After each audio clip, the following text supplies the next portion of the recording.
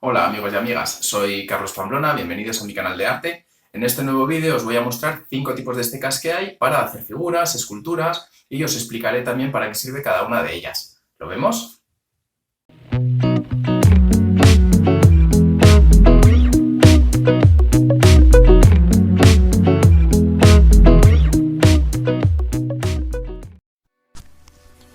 La mejor herramienta para modelar son nuestras manos. Sin lugar a duda, es la mejor forma de esculpir, sentir rugosidades, ver dónde alisar. Podría decir que en tus manos sientes el alma de la escultura que estás haciendo. Pero bueno, simplemente es que notas el volumen de la figura para ir dándole una forma u otra. Para dar textura, hacer alisados o acceder a ciertos rincones que no podemos llegar con nuestras manos, nos ayudamos de diferentes tipos de esteca que paso a detallar a continuación.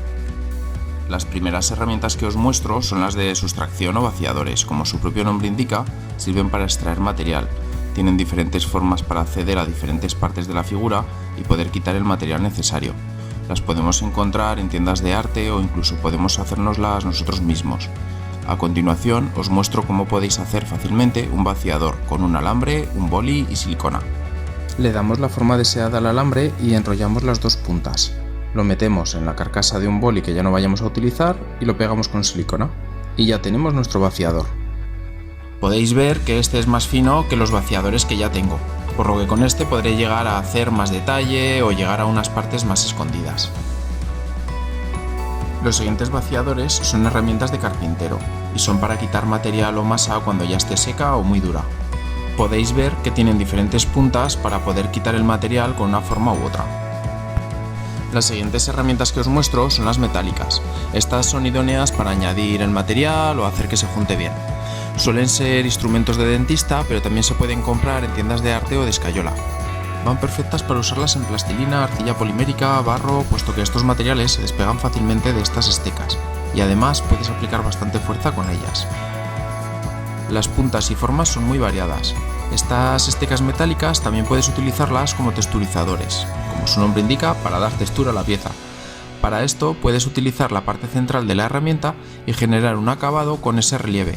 Hay algunas estecas expresamente fabricadas para esto, pero puedes utilizar cualquier objeto que tenga la rugosidad que necesites y que genere ese relieve.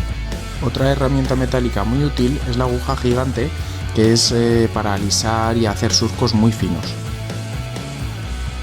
Hay otras estecas metálicas que su cuerpo es de madera, son más ligeras y sirven para hacer detalles. Hay una gran variedad, todos tenemos unos modelos con los que nos encontramos más cómodos o usamos más habitualmente.